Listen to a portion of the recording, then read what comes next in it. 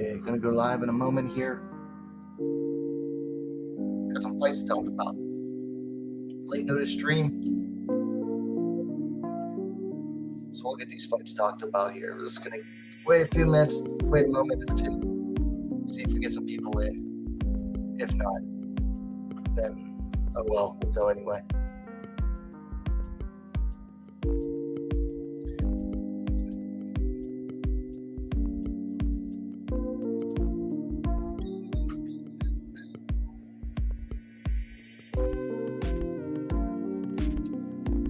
Give it about another 10-15 seconds. And we'll go live.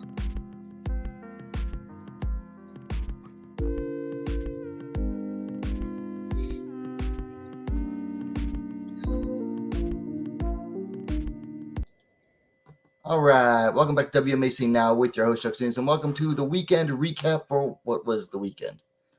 February 17th through the 19th of 2023. Had some good fights this weekend. Really good fights this weekend. I mean, UFC had some good fights. Deep Jewels had a banger of a finish at LFA 153. So, yeah, we're going to talk about the fights, and we're going to talk about a little bit about Valentina Shevchenko and Nakai. Apparently, they went back and forth.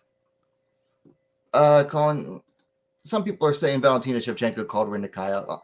We're going to get down to the bottom of it. But basically, people are using this as like really sad clickbait. So I'm going to squash all of this like right away. But first, we're going to talk about the fights because that's what this is, the weekend recap. So starting on Friday, early Friday morning in the U.S., One Championship had two ladies bouts. Okay, first up at atomweight, we had Uhiro Sawada defeating Sanaz Fayazmanesh via Americana submission, 53 seconds of the second round. Sawada climbed to 4-0-1. Fayazmanesh fell to 1-1. So the Shudo atomweight champion is now an official one fighter. Talking about Uhiro Sawada, man, she absolutely dominated on the ground in this fight. Did Sawada really great job? Didn't even she was in there against a much taller, rangier fighter. Really didn't waste any time on the ground with her, on the feet. Took her down, absolutely dominated the groundwork in round one. There was like a small, slight armbar scare, but wasn't deep or anything. Sawada getting out, continuing to control the rest of the round. And then in the second round, what did it say, 53 seconds? Yeah, took her down and just worked on that Americana and got it. So Uhiro Sawada, definitely going to be someone to look out for in the future at one atomweight. Then also on that card this was at one strawweight, so 125 pounds, Alexandra Shevchenko had her one championship debut, defeating Bono via TKO at 3 minutes 36 seconds of the first round. Shevchenko climbed to 2-0. Bono fell to 1-2. Absolute domination on the feet by Shevchenko. Bono just really had nothing for her. You could tell she was like Bono was kind of standing there and kind of frozen, didn't know how to react to anything that Alexandra Shevchenko was throwing her way. Just did not go good at all for Bono. But Shevchenko is going to be one to look out for as well in the future. Very good striking. Also on Friday on UFC Fight Pass, we had Aries 12 in France. Flyweight bout. When Wayla Martinez defeated Mona Tohi via unanimous decision, Martinez climbed to 4-2. Tohi fell to 4-4. I'll be honest, I haven't had a chance to watch this fight yet, so I can't really comment on it. But I think I had Martinez pegged to win that one. And Friday night, LFA 153 had a strawweight bout. Where Alandria Brown defeated Rachel Martinez via submission, rear naked choke, minute 45 seconds of the first round. Brown climbed to 3-1. Martinez fell to 1-1. Ooh, if you haven't seen this, there's clips on it on Twitter, but it's also on Fight Pass, so you should be able to find it easily enough. Brown really took it to Martinez, did not waste any time, got her down, took the back, choked her out. Really nice submission to see. Really nice job there by Alandria Brown. And on Saturday, we had Deep Jewels 40, which had like 8 or 9 fights total. First up at 125 pounds, Mana Akagi defeated Haruka Suzuki via submission due to Kimura. 4 minutes, 47 seconds of the second round. Akagi climbed to 1-1. Suzuki fell to 0-1. Nice Kimura lock there by Mana. And got it done. Almost went to the bell, but Mana probably would have won the decision anyway. She was really in control on the ground throughout this fight. Then at this was an open weight bout. Super Benkei Mayumi Aoki defeated Pochanzi via unanimous decision. Aoki climbed to 7-10. Pochanzi fell to 0-4. Yeah, Pochanzi just doesn't have it for MMA. Super Benkei came out looking even older than she actually is. She's like 43 or something. And came out looking old as heck.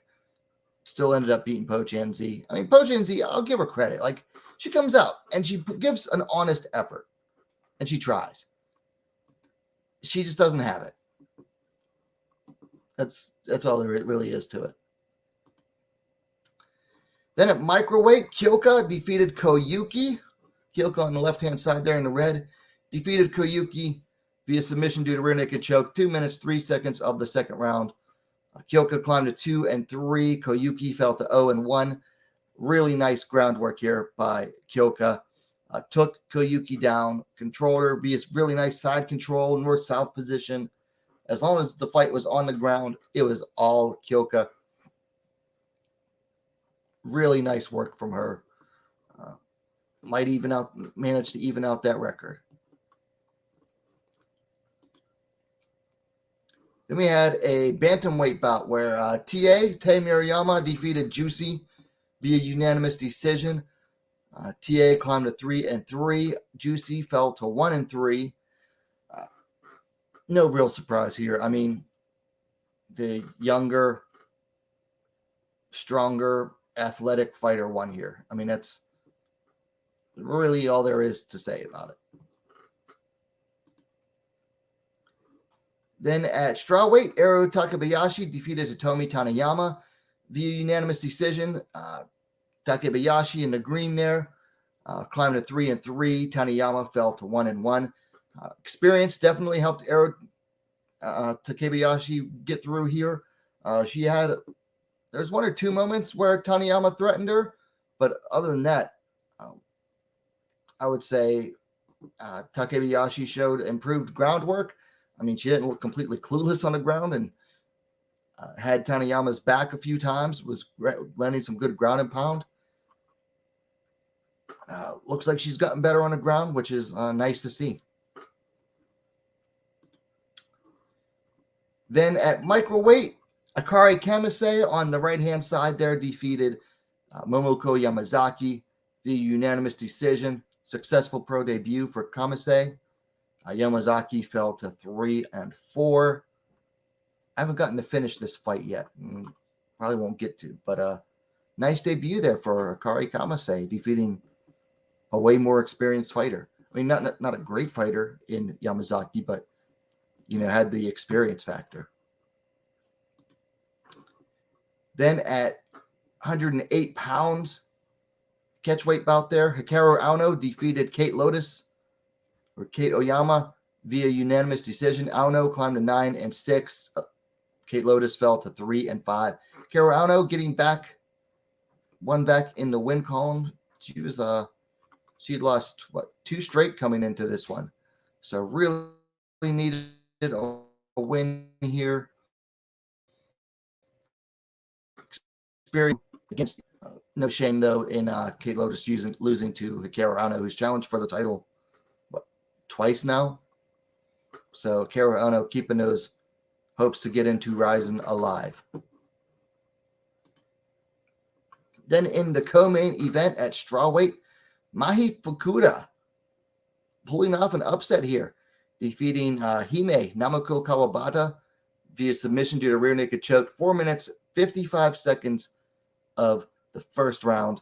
But not only a buzzer beater, but choked Hime out. I mean, absolutely unconscious.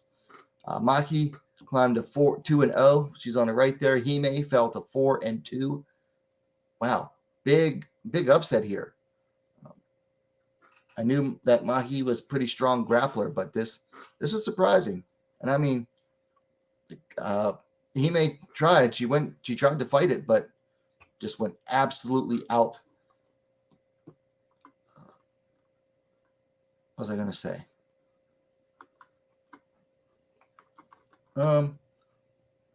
Technical submissions, and this was the second one. All 3 of them could choke.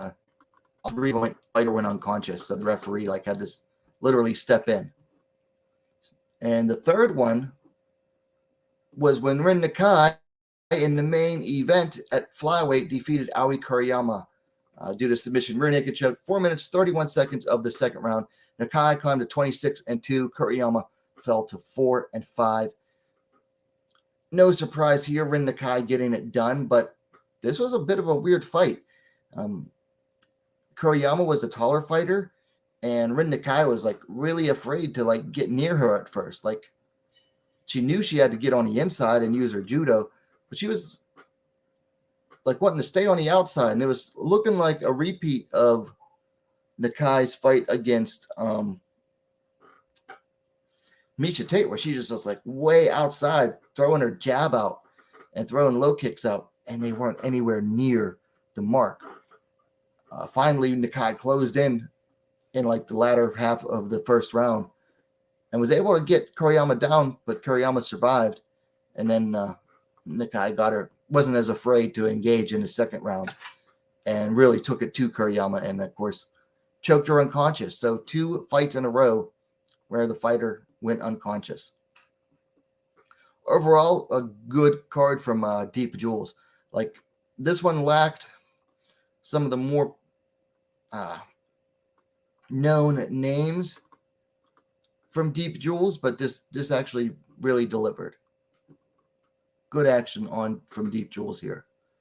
And then in the ring, it was in the ring after her win, Rin Nakai, I guess Valentina Shevchenko, who's been in Japan training for a while, was at the venue, and Rin Nakai called her out. And we're going to talk about that in a minute.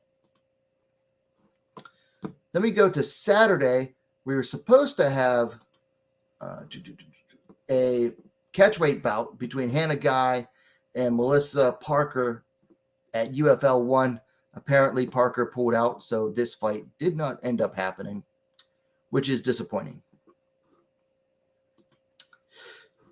We had UFC Fight Night. Entourage versus Blanchard had 2 ladies bouts. First up, Mayra Bueno Silva defeated Lena Landsberg due to submission via knee bar. 4 minutes, 45 seconds of the second round.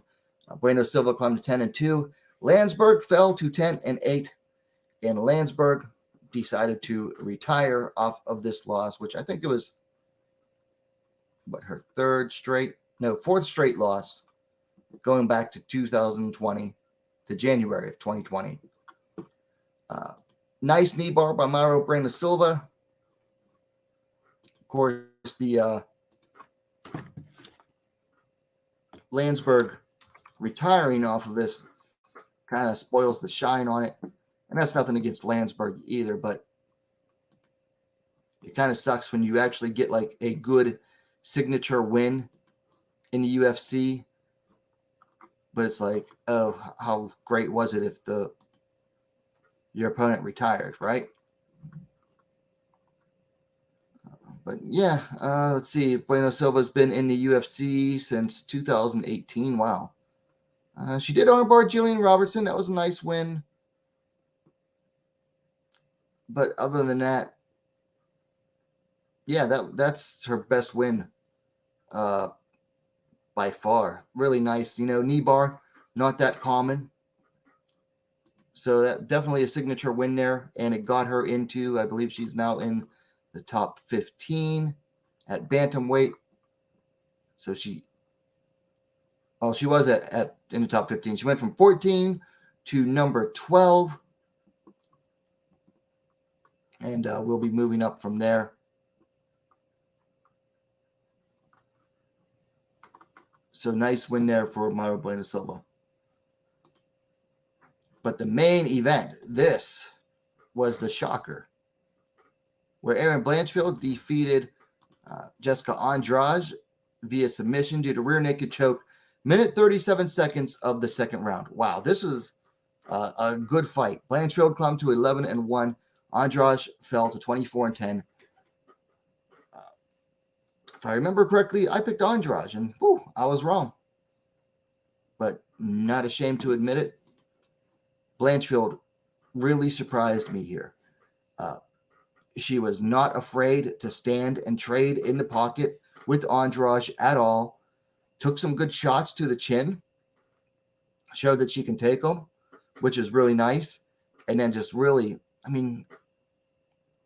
she tooled with Andrade basically on the feet. And some good shots. Andrade, a lot of people say, oh, that's all she ever does. No, I think her striking looked off in this fight. And that's not to take away from Blanchfield, because I think Blanchfield kind of threw her off. But Andrade threw her low kicks, but didn't really do anything with them. Just throwing from the hip, throwing hooks. And Blanchfield came in really well prepared. Like, Andrade took this fight on a week's notice, and you would think that Blanchfield had been preparing like the full 6 to 8 weeks of her camp for Andrade, the way she just took her apart on the feet. Tried to get Andrade down several times with body lock takedowns, and was unable to. Then in the second round, didn't bother with the body lock and took her down, shot for the legs, got the takedown, and finished her in minute and 37 seconds. Damn, that's fast. That was a fast submission in the second round there.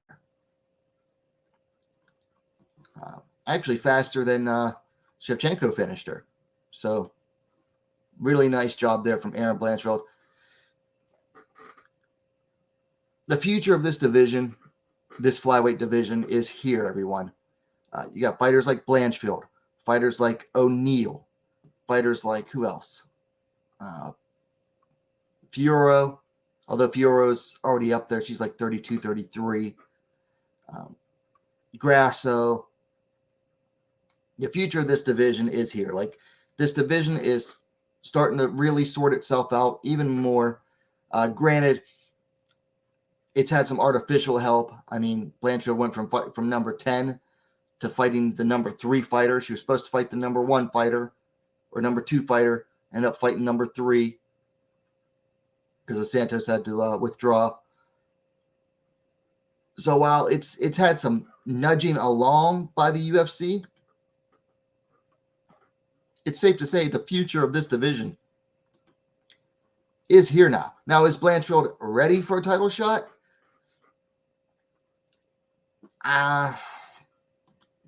No.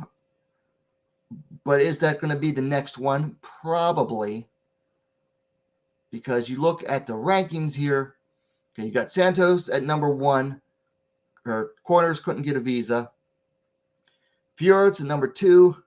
She's injured and doesn't even want to fight for the title next.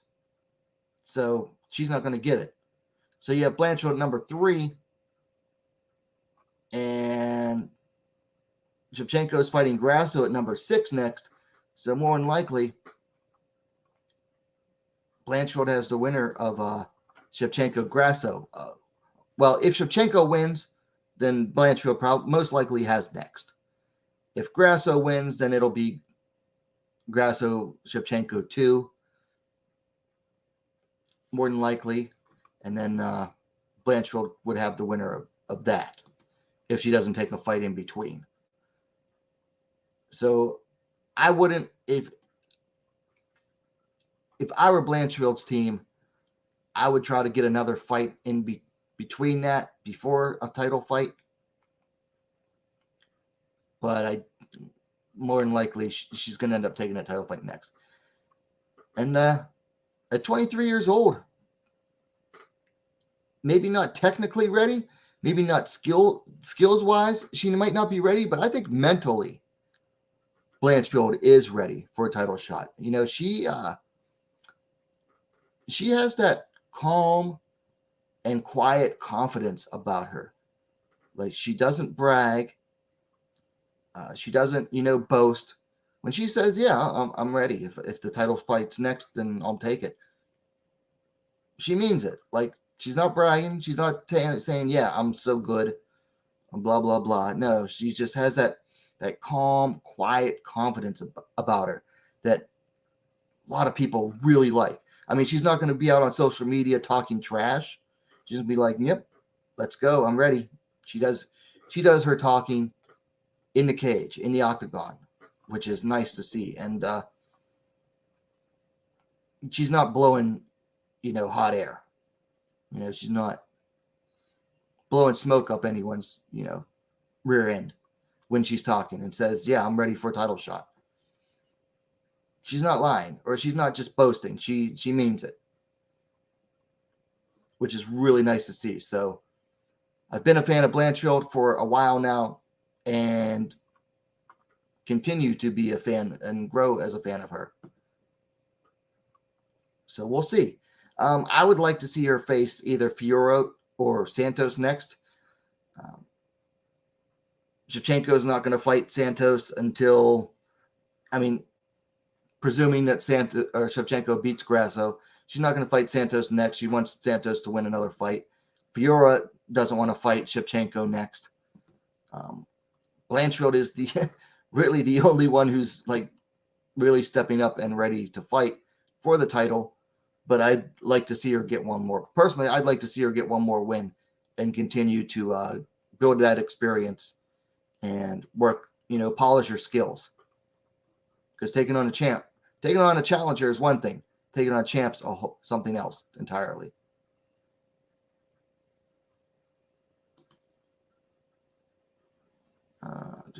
Marcus Mustard in the chat says, hi, fight fans, cold-blooded. And talking about media day at the Apex. All right, so I want to talk about Valentina Shevchenko and Rin Nakai, because apparently one of them called the other out, and apparently some people are confused about who called out who. So I'm here to set the record straight, because there are people out there, a lot of MMA media, whether paid media or hobbyists or what have you, really using this as like clickbait. So I don't do narratives. I don't really do clickbait. I'm here to set the record straight about what happened. So we talked about Deep Jules 40 was Saturday morning in the U.S., early Saturday morning, Saturday afternoon, evening in Japan, where Rin Nakai here on the bottom won via rear naked choke in the second round, main event, and she's the Deep Jules flyweight champion. In the ring afterwards, she called out Valentina Shevchenko. If you follow Valentina on social media, she's been training in Japan for a while. Why she's training in Japan, I don't know. You can get much better training elsewhere other than for the experience, which she's a bit of a vagabond. You know, the Shevchenkos, they train anywhere and everywhere. They like to travel, go train, experience life. I get lifestyle, trip bond thing. Like the backpacker lifestyle. It's not really my thing. Like I like vacations, but whereas like the Shevchenkos train somewhere new basically every fight camp. But they're in Japan, and apparently Valentina was at the event, and Rin Nakai called her out and said, you know, I'd like to fight her. I'd like to fight you, which this has been going on for a while. Rin Nakai talking about wanting to be back in the UFC for a while, wants to fight nowhere else but the UFC. Won't even like look at other, you know, US based promotions or promotions outside of Japan. Just really stubborn. And in my opinion, and not just mine, but going about things the wrong way. But she wants back in the UFC and called out Valentina Shevchenko. So let me enlarge this here so you can read this. Here we go. We have Robert Sargent at MMA Rising, which is MMArising.com. If you've never been to that website, it's a great resource for women's MMA news, and does a lot of fight play-by-plays, particularly for Deep Jewels. So if you can't watch a Deep Jewels event, don't have the money for the pay-per-view or whatever, go to MMA Rising. He has the full breakdowns and then does a post-fight review. Anyway, says Rin Nakai and Mahi Fukuda choked out their opponents in tonight's Deep Jewels 40 headliners. Nakai issued a polite call-out to Bullet Valentina, who was at the venue earlier in the day. Which a lot of people haven't actually seen this or just completely ignore this. But so down below, you see the little line here. I included Valentina's tweet. She quote tweeted Robert Sargent and then tagged Rin Nakai. It says at Rin Nakai 2, come back to UFC, get yourself into top 10, and I am willing to check your skills. Also, congratulations with your recent victory. So for some reason, people are taking this as Valentina calling out Rin Nakai. I don't see this as a call out. I'm sorry. Rin Nakai was the one who called out Valentina. Valentina Shevchenko did not call out Rin Nakai. So let's put that to rest right there. Valentina did not call out Rin Nakai. Rin Nakai called out Valentina. Valentina did issue a response and threw a little bit of shade. A little bit of shade. Like, this is mellow shade here. Very mellow. But says, come back to UFC, get yourself into the top 10, and then I'm willing to check your skills. This is Valentina's way of saying, well, you know where I am. You know where I am. Here's what you got to do. You got to get in the UFC and got to get in top 10. Then we'll see. So this is not Shevchenko calling out Rin Nakai. This is Shevchenko. This is Rin Nakai calling out Shevchenko. And then Shevchenko saying, well, you know where I am. So you know what you got to do. That's really all there was to this. I don't know why people have made a big deal out of this. And some people have have only talked about Shevchenko's tweet here while ignoring the fact that she was literally quote tweeting someone saying exactly what happened. I guess because they want those clicks. But that's what happened. Nakai called out Shevchenko, who was at the event, and Valentina saw the tweet by Robert Sargent and issued a response to Rin Nakai. All there is to it. Not a big deal, ladies and gentlemen. Not a big deal at all. I don't know why people are making a big deal about this, but I don't know. Apparently, Aaron Blanchfield dismantling Jessica Andrade wasn't big enough news this weekend, and people got to have something to talk about. So I'm going to talk about it too then, because why not? I got a couple before we close out. You know, I like to keep these weekend recap short. But before we close out, we got a couple of fight announcements that just came in. 2 of them just came in tonight. But 2 of them are also on the same. There's 3 of them. 2 of them are on the same weekend. Before I continue, please, thanks to everyone who's watching. The chat is open. And please hit that like button and subscribe if you're new to the channel. We got a couple of fight announcements. First up, Marina Rodriguez will take on Verna Jandiroba at UFC 288 on May 6th. This is a good one. We got a top 5 strawweight taking on a top 10 strawweight. So Marina Rodriguez is sitting at number 4. Jandiroba at number 10. Let me see if I can bring up the records here on Tapology. I'll look them up real quick.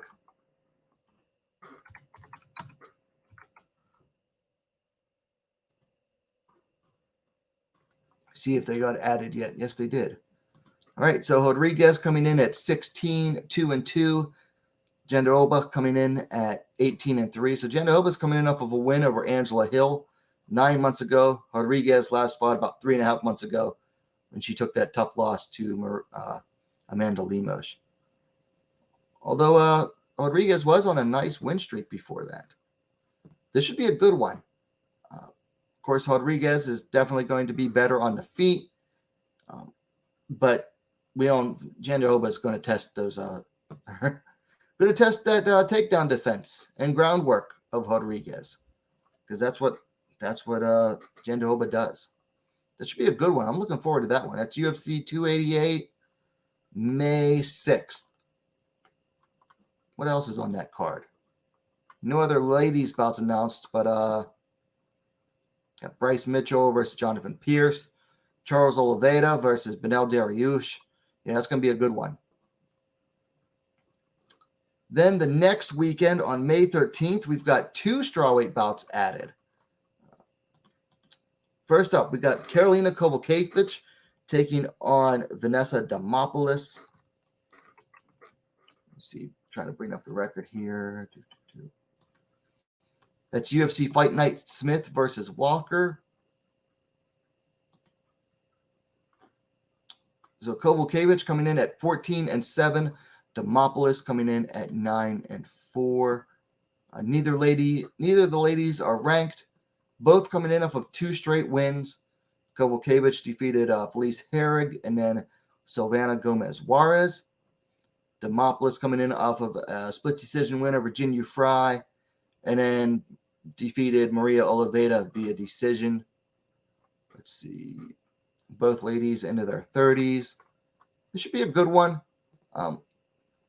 Demopolis isn't a great striker, but she does pack some heat in her punches.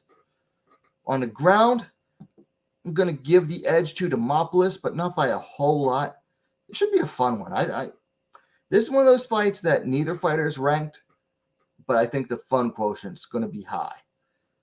So I'm really looking forward to this one. We got another good one, though. Also, that same night at strawweight, Mackenzie Dern taking on Angela Hill.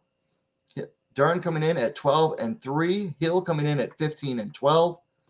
Let's see. Dern is currently ranked number 7. Angela Hill at number 12. So Angela Hill getting a chance to break into the top 10. We'll see if she can do it.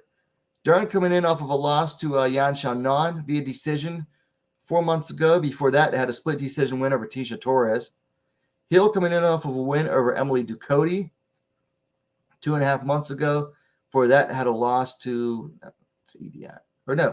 had a win over Lupita Godinez. So she's coming in off of 2 straight wins, preceded by 2 straight losses. Let's see. Stats are pretty close. Hill, the older fighter, by 8 years, 38-30 for Dern. This is a very winnable fight for Angela Hill. Yes, Dern has the ground skills by a mile, but she's got to get Angela Hill down. Can she get Hill down? That's going to be a question. Hill's going to have to basically do what, Marina Rodriguez and Yan Xiaonan did. Basically, just resist those takedowns, keep moving, and keep striking. And watch out for the low kicks, and watch out for the bum rushes, because that's what Dern's going to do. We all should know by now what Mackenzie Dern's going to do. She's going to throw big, heavy punches, looking to close the distance to get to the clinch, and then she's going to try for a takedown, some kind of takedown from the clinch. And if she can't get a takedown, she'll try to pull guard. If she can't pull guard successfully, then she'll attack the legs. Dern's going to basically do whatever she can to get this fight to the ground. She's not going to be able to stand and trade with Angela Hill. Granted, Hill does not hit hard. She just doesn't. But she does throw good volume. And that's going to be a big key here, is for Hill to just keep throwing that volume. And stay moving. Use her footwork. Hill has decent footwork. So if Hill can keep her moving on the feet and keep moving, getting that volume, and just stay off the ground against Dern, she should be able to win this one. This is a very winnable fight for Angela Hill.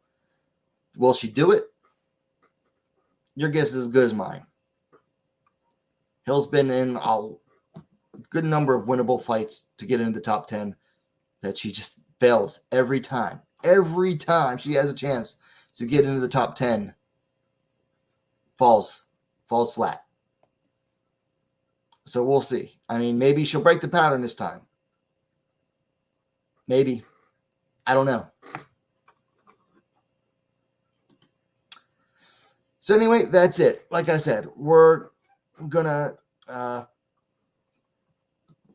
keep, we're keeping this one short. So, where's my music? There we go.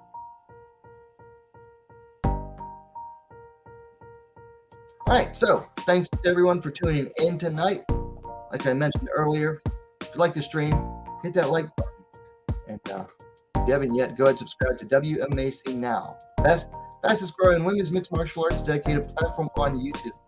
Like I said, it was a short notice stream. It's easier to for me to actually get it done on short notice than it was to schedule it and then get to it that way. So just did it short notice. Thanks for everyone who did tune in.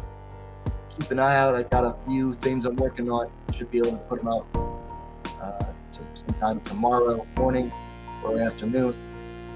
Keep an eye out for those. Meantime, everyone have a good night. We'll see you next time.